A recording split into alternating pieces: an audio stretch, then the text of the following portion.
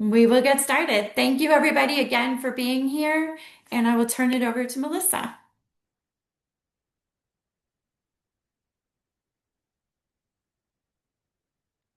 The the unmute mute.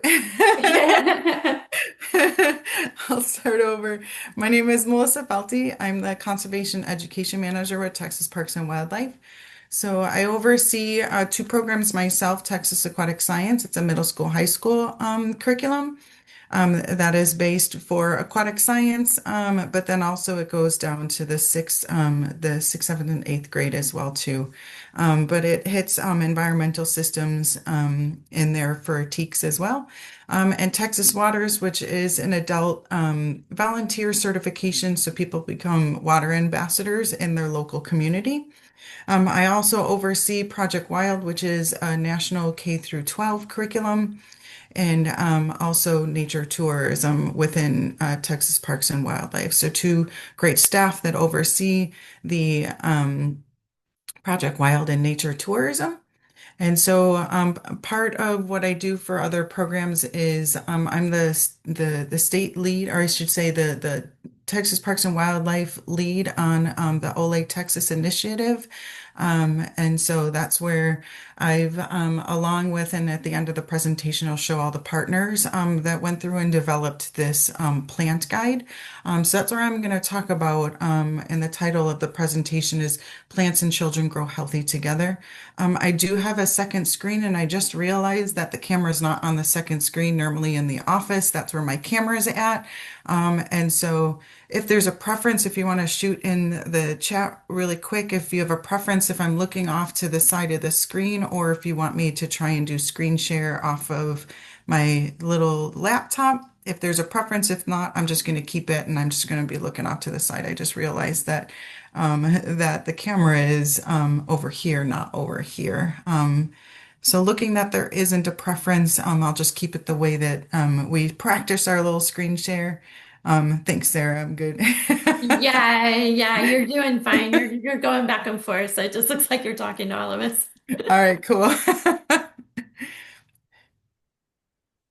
So let me just make sure that, and if Beth can just give me a thumbs up that is it showing up? Okay. All right, cool. Awesome. Thank you. And let me just move things around just so I see it. So, with this presentation, what we're going to do is we are going to, and there it goes. And of course, this little thing is probably our little toolbar is going to be in the way no matter where I put it. There we go. So the program overview is going to be that the plants especially offer a variety of experiences and discoveries for play and learning. And the way that we're going to talk about that is first, we're going to go through a little bit of the health benefits of plants. We're going to talk briefly about the 12 best practices, and then we're going to go into individual plant species. And so we've selected the top 25 that we have. And so with that, I do like to make things a little bit interactive. So when we get to the plants, I'm going to put the plant up with some of the child characteristics and some of the growing characteristics that you need to grow at your site. But I'm not going to have the name up. So in the chat, I'm going to have people, if you know the name of the plant, put the name of the plant in the chat. And then it's just a little bit of interaction to keep people engaged a little bit more. And the other thing I just want to say about my PowerPoints are text heavy.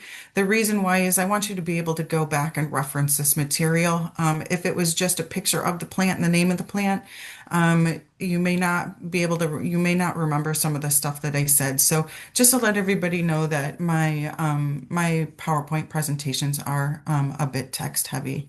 And let me just really quick, because I did lose the chat. So I had the chat function. Let me pull it back just to see. There we go. All right. Some people do appreciate the heavy text. Great. That's fabulous. All right. So let me, there we go. So we're going to start with the 12 best practices first. So these best practices, it helps teachers assess their outdoor space for key environment qualities that support children's health, their well-being, and development through active play and gardening activities. So the first one is going to be 10 or more of the player learning settings. So that is just 2 through 12. If you have 10 or more of those, that's what we strive for. And that's a really good outdoor play area. The second one is looping, curving, or primary pathways. And so a lot of times with just natural gardens, and I have it in my backyard, I have all natives in my backyard. Instead of a straight brick or a straight square, like native section, I have everything where it curves and it loops. And so that's more eye appealing as well as that's what happens more in nature. Not much is straight in nature. But this one as well as this has to go with children playing as well too. You'll see that the girl is going across just a little bit of those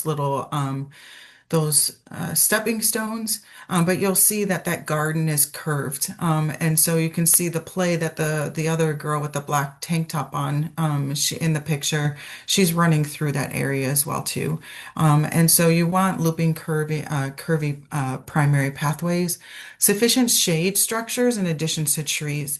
So trees are great, that's fabulous, but there's sometimes you may be in areas that you just don't have lawn or you don't have areas of where tall trees can grow. And so that one and the top picture shows you don't need the really expensive installations as well too. So this one, all they just did was they asked their garden center for some tree stakes. And so they just put a bed sheet up and it may not look pretty in some people's eyes, but you know what? It's made to provide shade and that's what it does.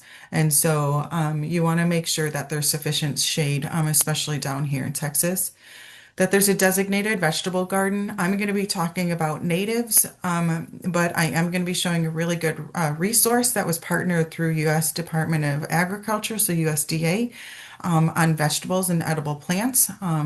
But number four is something that I won't be specifically talking about, but is very important. And so then five would be outdoor classroom program storage. That is incredibly important. You want a lot of your play materials, any of your activities that you're going to be doing stored outside. That way you don't have to worry about either kids bringing them back and forth. You as a teacher, you don't have to worry about, did I forget something in the classroom? It's all going to be outside. And so that's a really important to have your storage outside. Sufficient gross motor activities. And so that's where you'll see a larger area. So this is sometimes with backyard ECEs. You may not have a big, huge backyard to support a lot of these, but you may have the areas to provide them to at least run around a little bit. So providing that gross motor skills for running and play. The next one's going to be different if you have the room for it. Wheel toys, portable play equipment, or play materials accessible for children.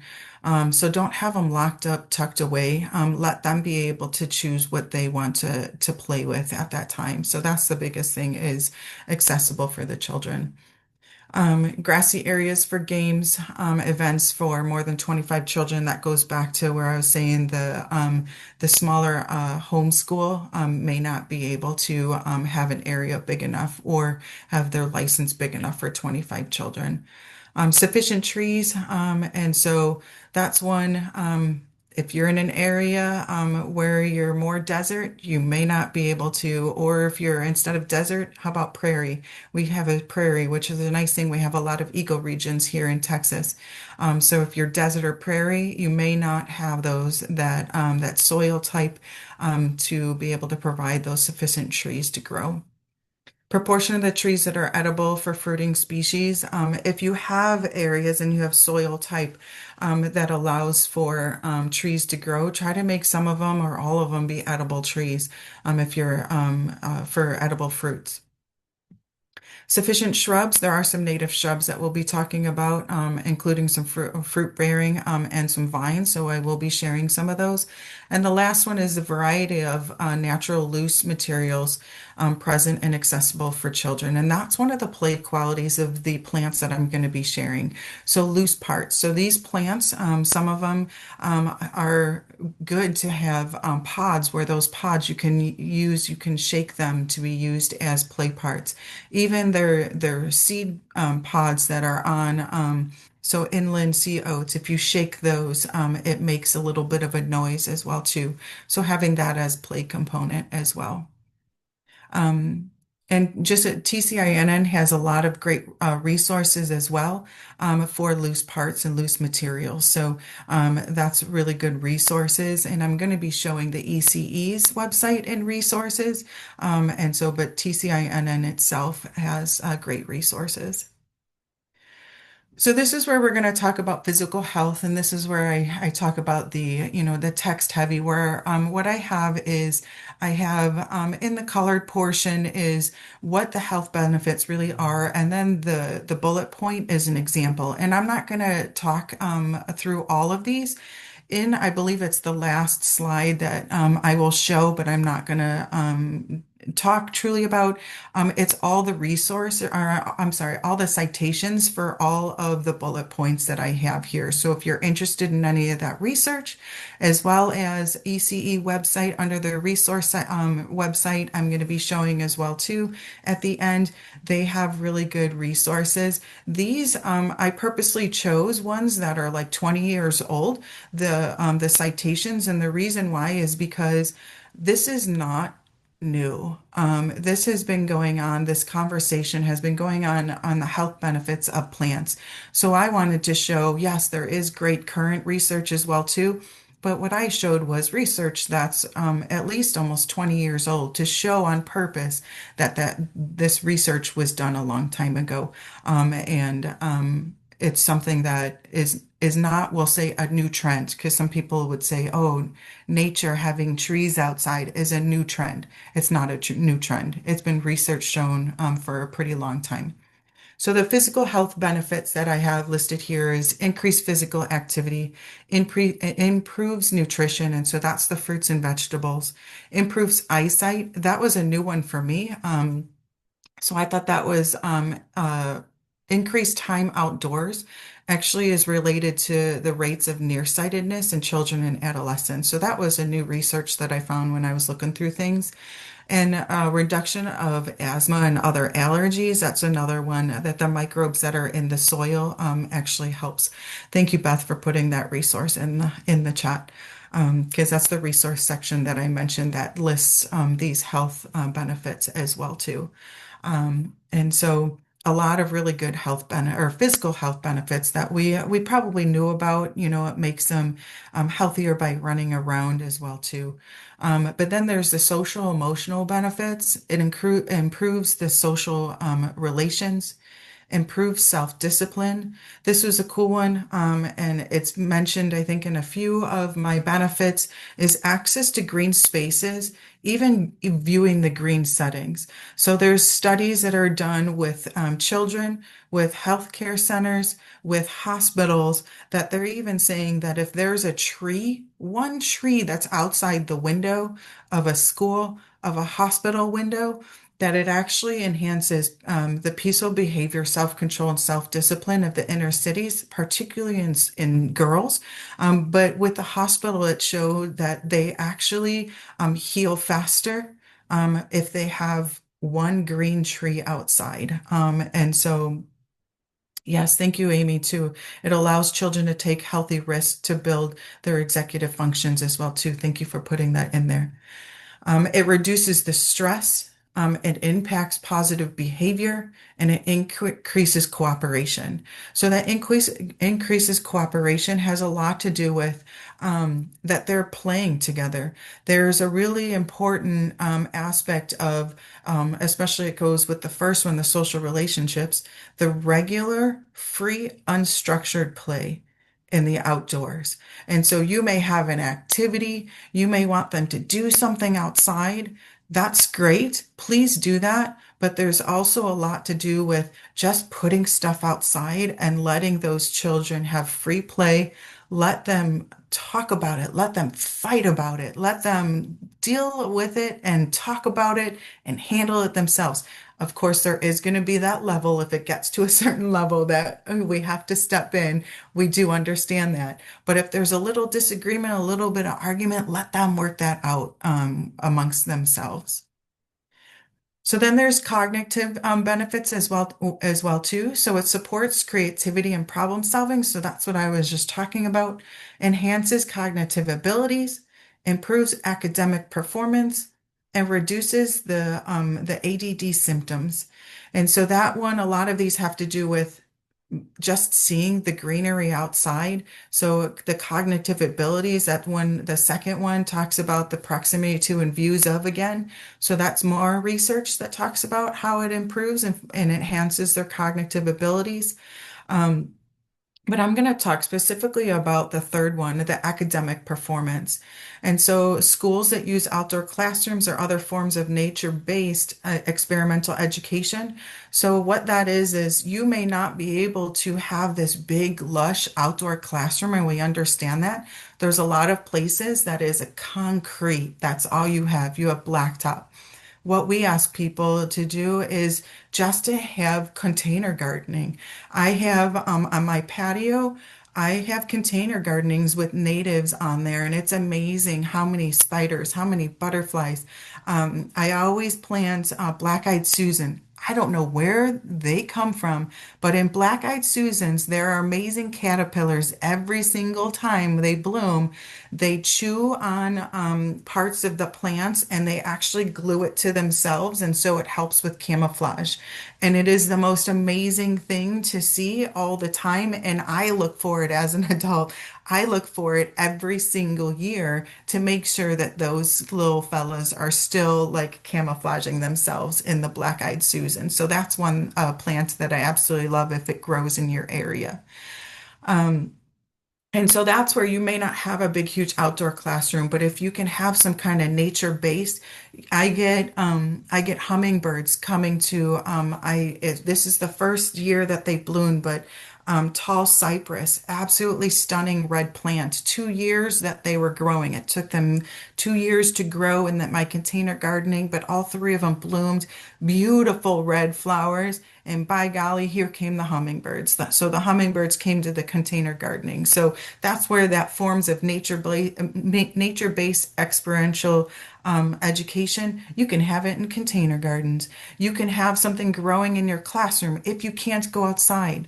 Have something growing. Of course, you're not going to get that those flowers, or I'm sorry, those butterflies or those hummingbirds coming, but you can go through the plant life cycle in your classroom, do that kind of stuff and have that because it shows that it helps support the gains in many different disciplines, but this study specifically said social studies, science, language, arts, and math. So that's some good cognitive benefits. And then also the conservation benefits. A lot of people don't talk about this piece, but this conservation benefit, this helps grow the child to be the pro-environment attitudes and behaviors as an adult.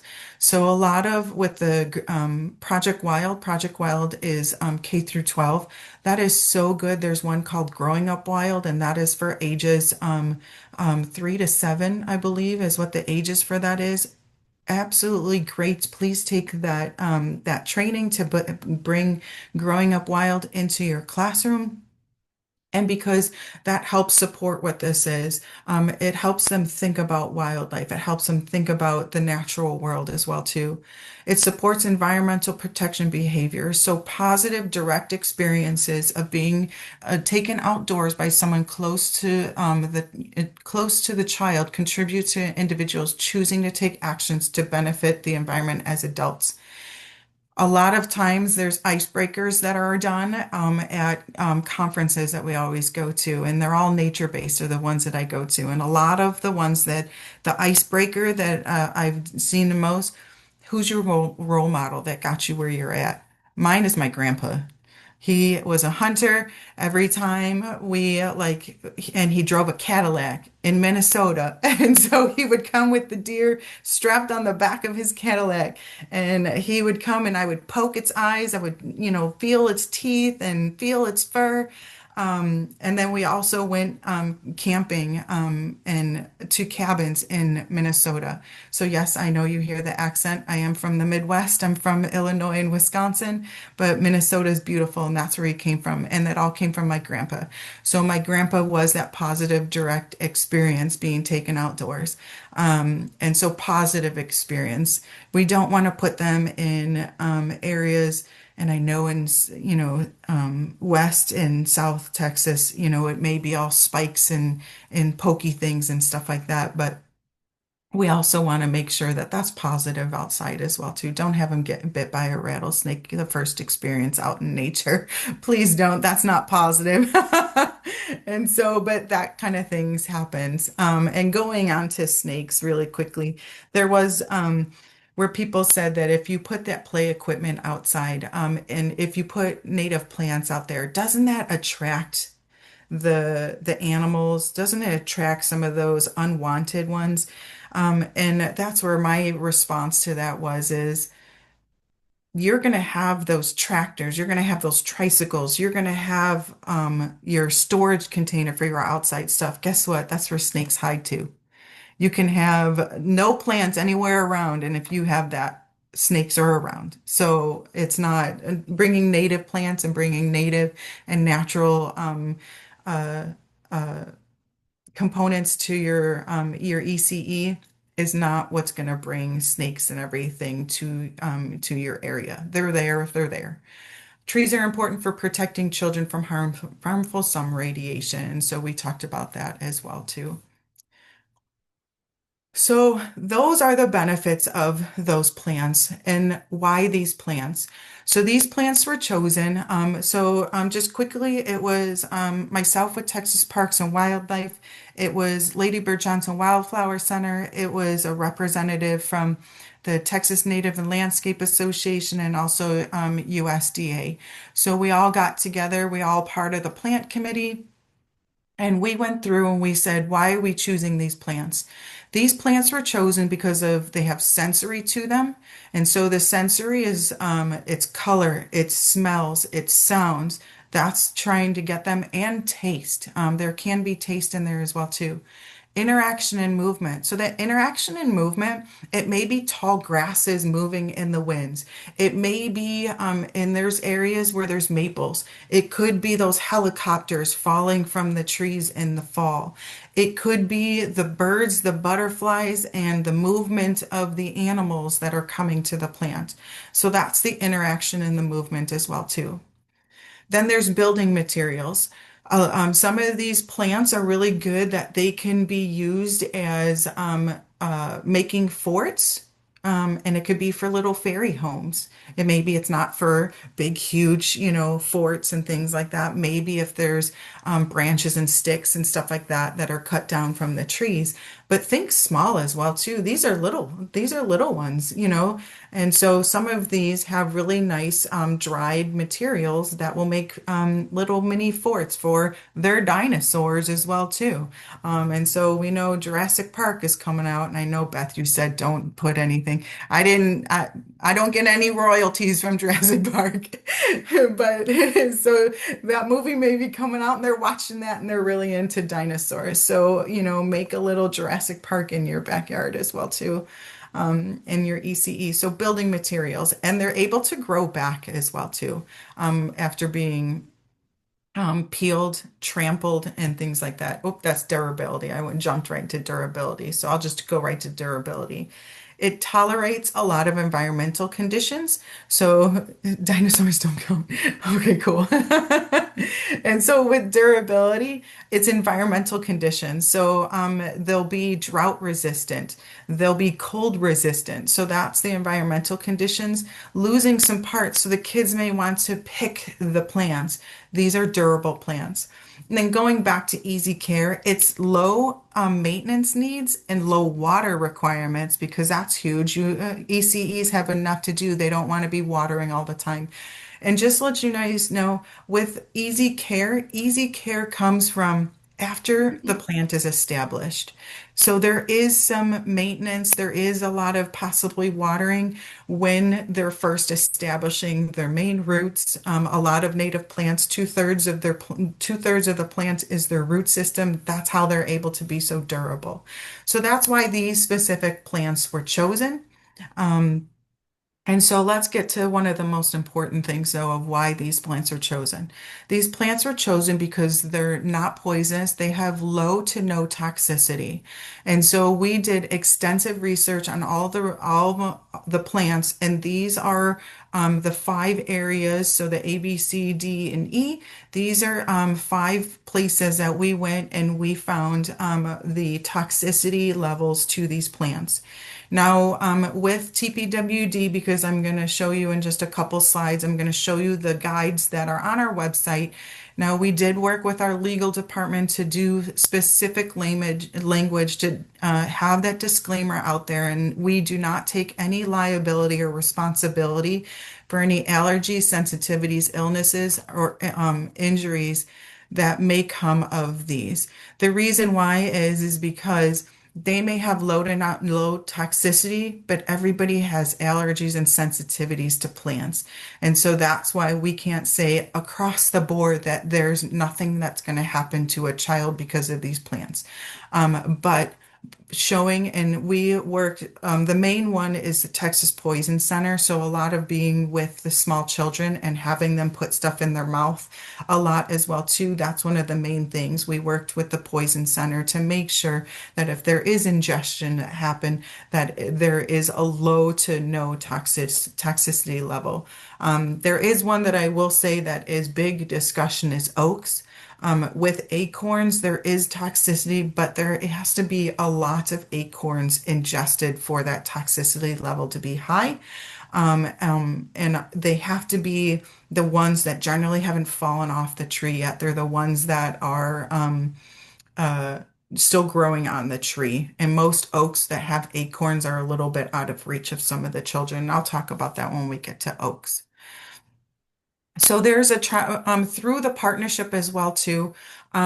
These are just some resources, and I do have links at the end of the presentation, so you don't have to worry about. I believe we'll share the PowerPoint presentation. I can share it with Beth if there's a follow-up or there's resources later on it, and I'm going to show you some of these websites. And so there was a child-friendly hand logo that was developed as well too.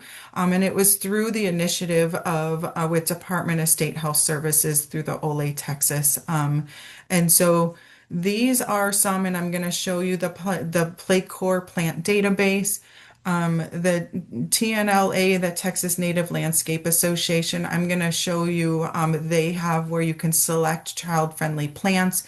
But then once you select native, it actually almost cancels out that child friendly. And so that's where I wanted to specifically show you how to use that tool because you just want to select actually just the child friendly because I don't want to. I don't want some of the toxicity of some of the other plants, especially bluebonnet. Bluebonnet is highly, highly toxic. And that's going to show up when you click on like the native plant logo, that little green logo. I don't know if you can see my cursor or not, but and so that's where I just want to mention bluebonnet is a no-go. Please don't put bluebonnet in your ECEs. They're beautiful. They're our state flower, but please don't plant it.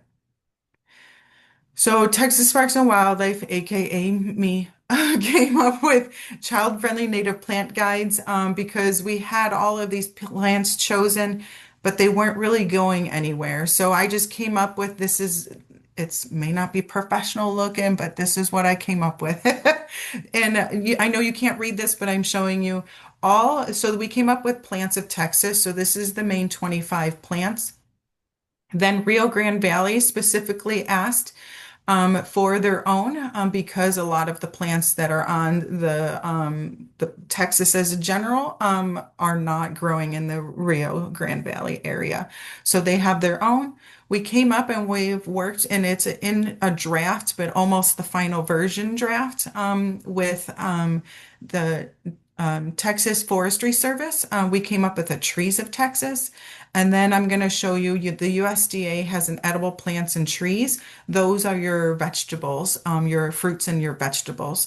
So they actually came up with those, but they are on, it's, if you type in, you can type in and find it a few ways. TPWD, and I do have the links later on. TPWD Child Friendly Plant Guide. You'll get to that. But it's sort of hidden in our, if you type in then TPWD, taking children outdoors, the last part of that link at the bottom, that's where you're going to find all the guides. But I'm going to show you those guides later on as well. But we do have these guides. They all have the same front cover. And so we wanted it to stay consistent, that it's sort of a package. All the plants then, they'll be different on the back side. And I'll be showing you that in just a little bit. And so what I'm going to do is we're going to go through, seeing that it's 10:37 already. We're just going to fly through some of these. We're not going to go through every single one, but as you'll see, and then with this PowerPoint as well too, I wanted you to have the child-friendly characteristics that are associated with this plant. And then if you wanted to plant this as well too. So it's going to show bloom time, when the bloom time is, color, when you're planting, you want different colors and different times of the year. The exposure, so here's full sun to partial shade. That is incredibly important. And so for height as well too. You want height to start from low to go high, especially if it's against a fence. If you're doing a trail, so some of these are really good for mazes and things like that. You may want the high on along your pathway if it's used, but just to let you know, that is a trip hazard as well too. So some of these things may fall into your pathway. So that's where you still have to have some kind of maintenance. Blazing star, it's not one of a child friendly, but it's an absolutely beautiful plant that brings a lot of butterflies. Those are top heavy. You don't want those on the edge of your walkway, because those fall down all the time and causes a huge trip hazard. So, so does anybody want to guess what this is? And so this plant is really, really important for, this is actually, yeah, so the mist flower. So this is the Greg's mist flower. Yep, mist flower. Awesome. Thanks, everybody. So this is the Greg's mist flower. And if you plant this, you're going to get queens pretty much. So queens are all over. And the really cool thing that you can pull in with teaching about this is the difference between the viceroy and the monarch and the queen. I think this is the soldier, I believe, is only in like the tip of the valley, but we do get those coming up from Mexico. But the monarch, the viceroy, and the queen are all lookalikes. These two mimic the monarch. The monarch is actually poisonous to birds when they're ingested, because the monarch caterpillars are eating a milkweed. So milkweed is incredibly important for these guys. But these, I always say, viceroys have a happy face. They have a happy smile. So they have this black line that you'll see when their wings are open and when their wings are closed. And queens, they're just incredibly difficult when their wings are closed. It has to do with the spots and the markings and this wing up here. And so when the queen is open, you can see the main difference. And monarchs are goofy. When they fly, they flutter and they're just all over the place. Queens are a little bit more delicate. They really are a queen when they fly. And so let's see, what's the difference between Craig's mist flower and just plain blue mist flower? I can get the latter easily and hard to get the former. So queens also eat milkweed as larvae. Oh, so then queens, I always thought queens were not poisonous, that they're true mimics. So Julie, thank you for that. I'm going to look into that. And so the difference, I honestly, who is Kathleen, the difference, I don't know the specifics difference between the two. It is a genus difference between the two, so they are not they're the genus is different. And so I don't, or I'm sorry, not the genus. The species is actually different. The genus, I believe, is the same, and I don't know that answer. So I apologize. I don't know what the actual difference between the two of them are. Um, and it could be some of these looking at the like the exposure and where is it? Soil. I was looking at soil. And maybe I'm missing it. I'm not seeing it in this one. So the soil, look at the soil. That's really important as well too. If the soil, and if anybody else knows, this is what the chat's here for. Um, thank you. It looks like Catherine, you may have answered it. Leaf shape is different. Common names makes it confusing. All right, great. I'm going to let you guys, because we have a lot to get through in 20 minutes. So I'm just going to go through and we'll see some of my favorites that come up. The other things that you're going to notice at the top, I put some of what would be the interaction and movement would be butterflies. And that's, of course, going to be a lot of the queens.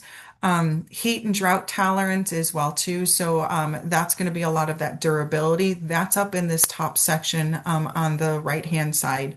And so I'm just going to keep going really quick. Does anybody know the overall common name for this plant? And this is one that's a pretty hardy plant, so it's going to grow in a lot of areas because there's a lot of variations of what natives are for this one. Yeah, thank you, Julie.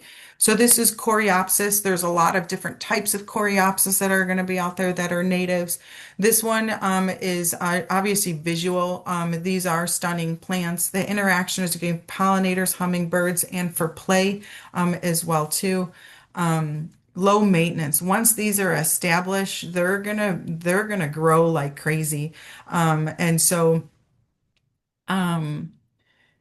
the lance-leafed Coreopsis, I bought from a native plant sale thinking that they were going to be a little like just a 1 foot plant. Those things became almost a bush in my backyard.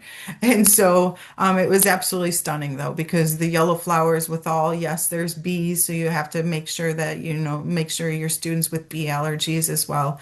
And very, very heat and drought tolerant. So I'm just going to pass by the fern.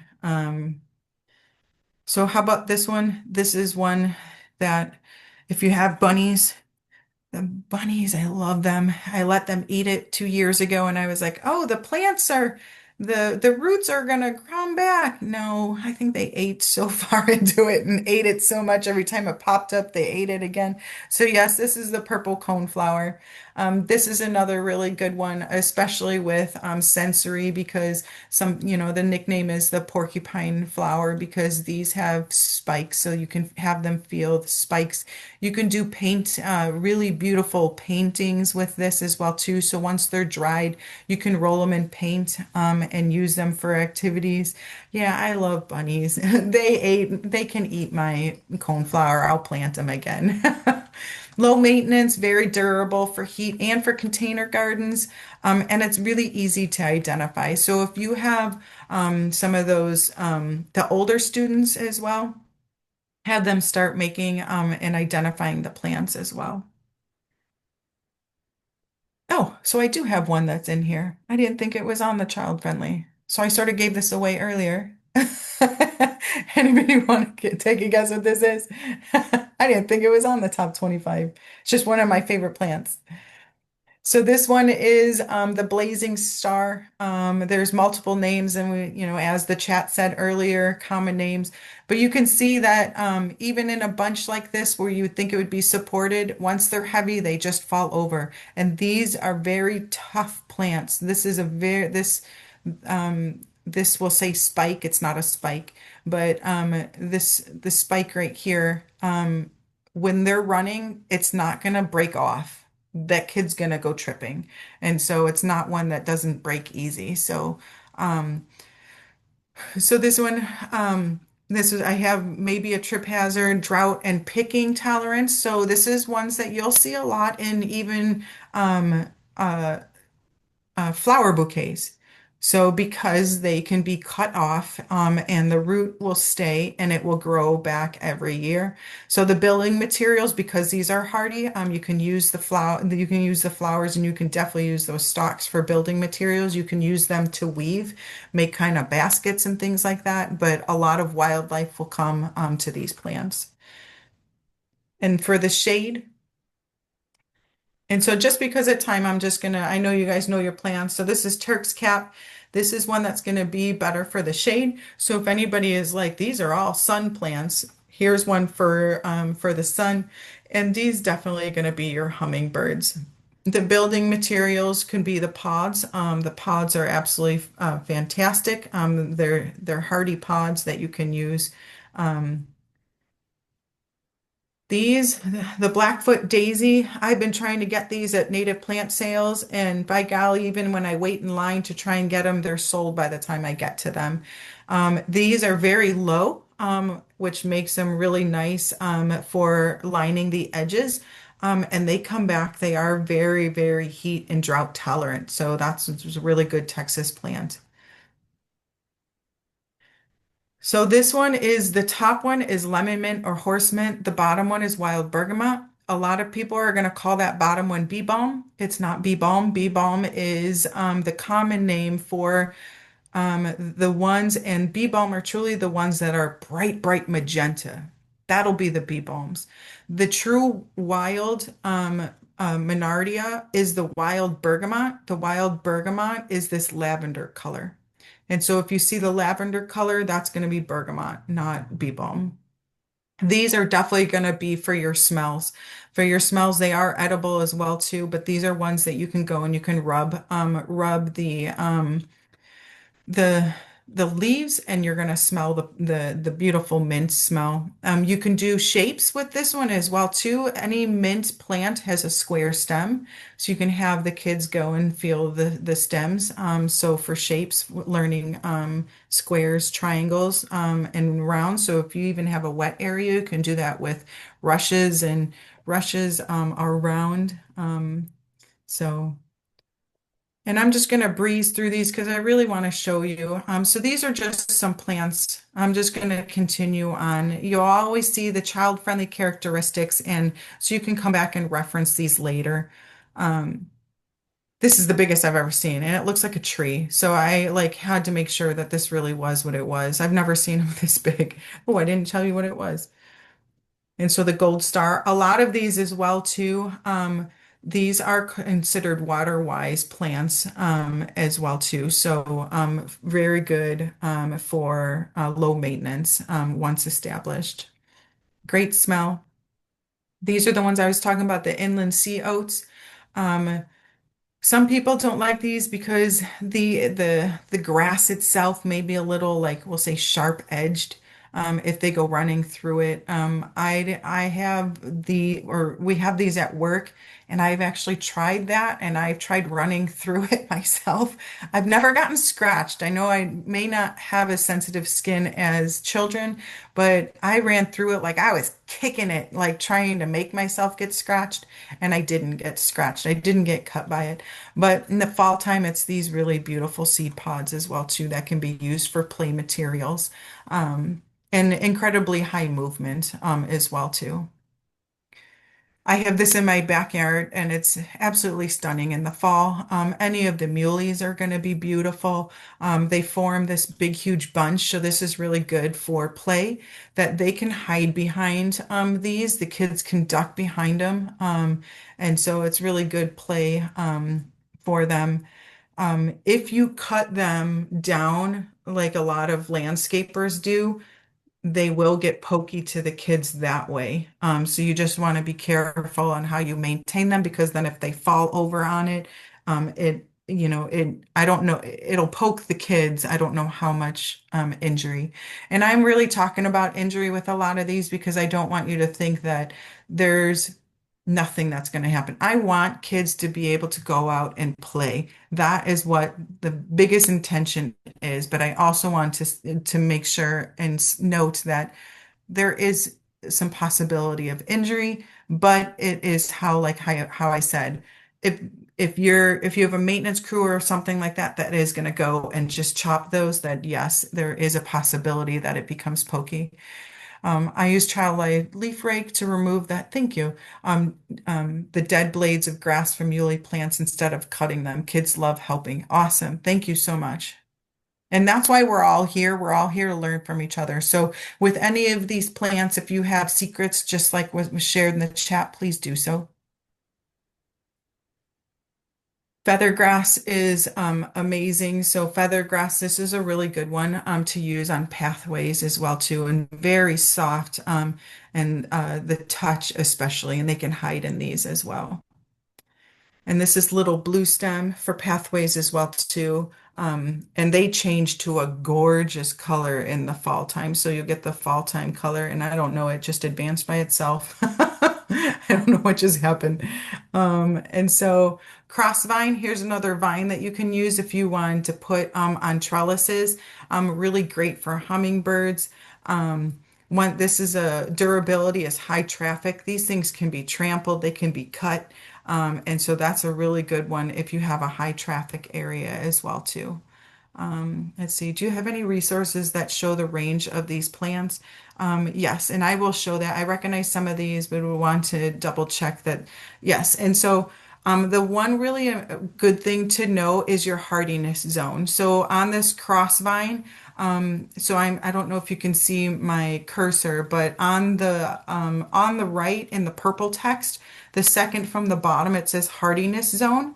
So this one is going to say all areas. And so let me go to the next one. So this one, you're going to want to know your hardiness zone. And this one is coming off of, I think, the Texas Native Landscape Association. So this is either going to be a letter, and that's according to them, or it's going to be a number. And I'm going to show you that in just a little bit. So, you know what, since it's 10:53, if you don't mind, I'm just going to roll through these really fast because I want you to see those resources. So here's just, let me get to some trees. So redbud is really beautiful in the springtime. Persimmons are great for wildlife. You will get, there's possums. Possums actually absolutely love them. And so they're also for, you can see gray hair streaks and elfin butterflies. They're the host plant as well too. Um, and then we have magnolia and we have the bur oak. And so the bur oaks are going to have the big, massive ones. We went to a child care center that had ginormous bur oaks in their play center. So, and I'm going to show you that. And so here's the plant related links. And so you will get this in just a little bit. And and I'm just going to keep going. And here's some related links and the benefits. These are all the partners that I mentioned earlier in my email, and I can put my email in the chat. But what I really wanted to do is I really wanted to show you these resources. So let me show you. Oh no, I was trying to move the bar and it just moved one of the resources out. So let me try to put that back in. There we go. And I'm going to look at Beth really quick. I know that we may have question and answers coming up. All right, cool. So I saw the thumb coming up. And so this is the ECE. This is what Beth put in the chat already. So this is the resources. So in the resource section, I already have it brought up. So here's info sheets. So here are the 12 best practice indicators. And there's really colorful examples and there's posters. Here's the benefits of getting children outdoors. So the benefits that I shared, there's going to be more here in this info sheet as well too. So really good information that's here in the resource section. So this is TPWD's Taking Kids Outdoors. And this is where all the links are, but I'm going to show you, I have all the links up here.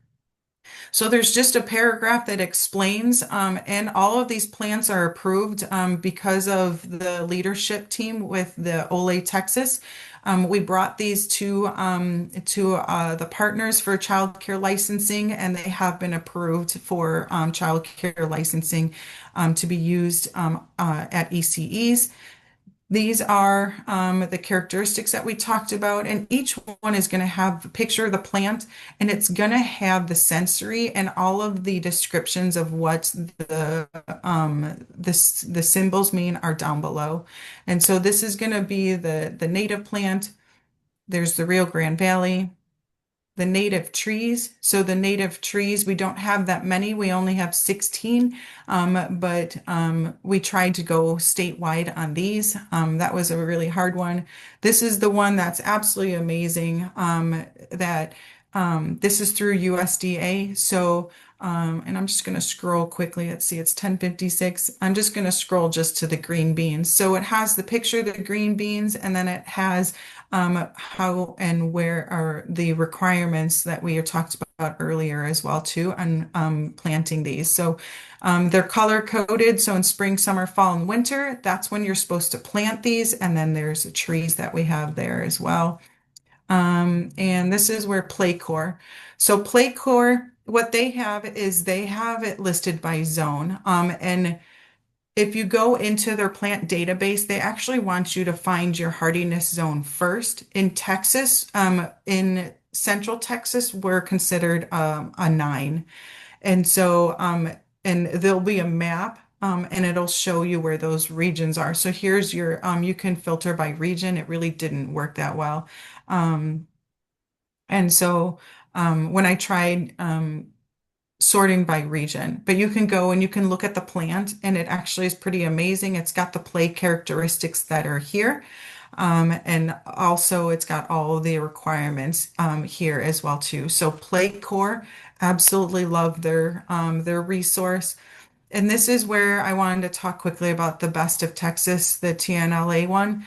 This is where to click these boxes, please make sure native is unclicked and only look for child friendly.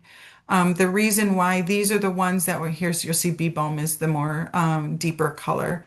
Um, these are the ones that we have selected to be child friendly, and they may include some that are not native. If you click this native button, it actually puts plants in there that you do not see, like this one, you do not see that handprint.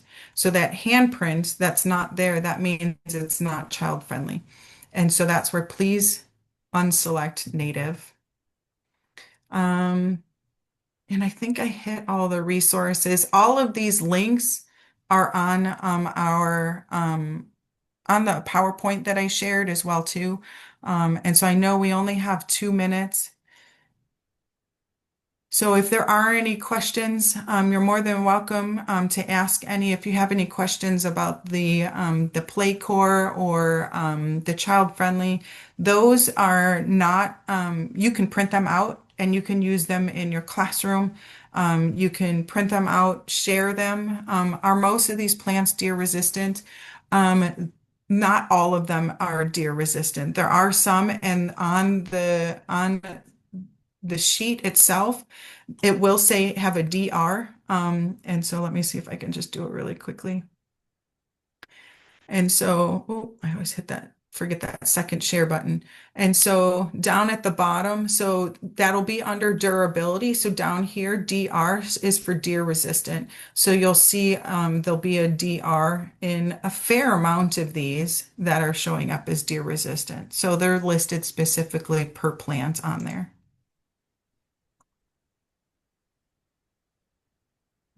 Excellent. Any other questions? May I unmute and ask a question? Yes, please.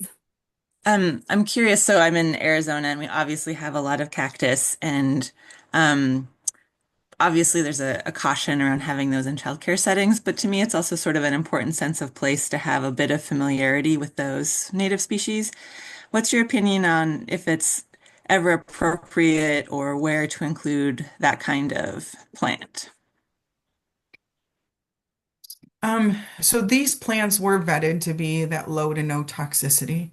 And so if there are any plants that you would like to include that you may be more familiar with in Arizona than here, definitely you can do first we started with an internet search on toxicity. So I always go to toxicity first. And so if you're not getting that, reach out to your poison control center. And they are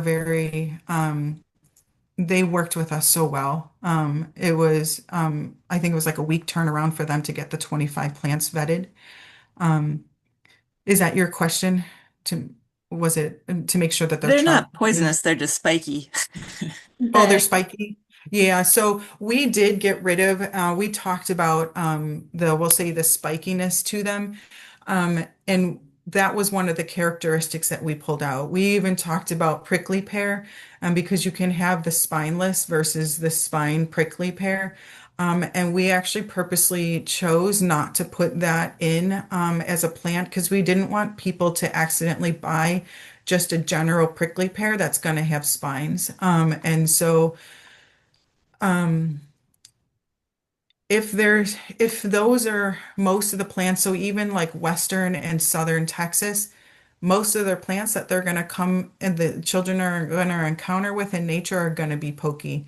If you want to maybe put it in an area and have that only be a guided walkthrough or something, or just say have an area that's blocked off somehow, just to give an example of what other plants are in nature and have an example on, these are pokey and these, may hurt you kind of thing. And you have to be wary of them, maybe doing that. But make sure that kids just can't get into those areas. Um, And it might be like the front of your building, as a welcoming thing, where children aren't playing in the landscape. yeah. Could be a potential spot for that.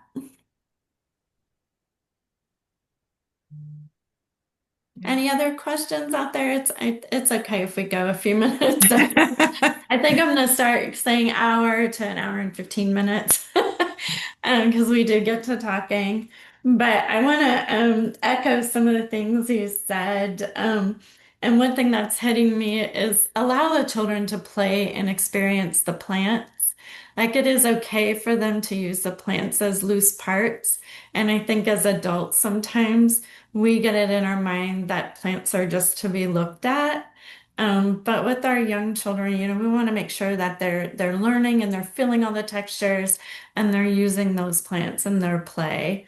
Which is what's so wonderful about the plant list is that it tells you it's great for loose parts and that it's meant for that. So what a beautiful resource.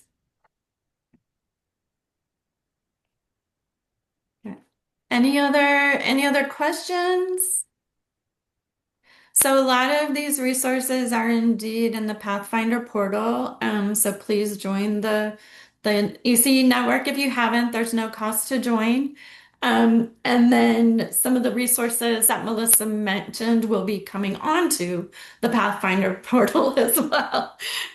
So we'll be adding that there, and of course their website and all the websites. But we want this to be as accessible as possible for all of you.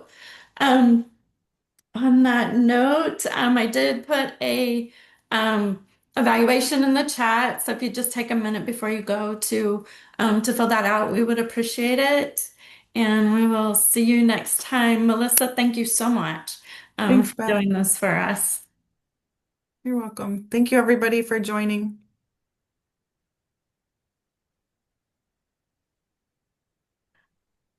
And if you do need a certificate, just email me. Respond to the link email.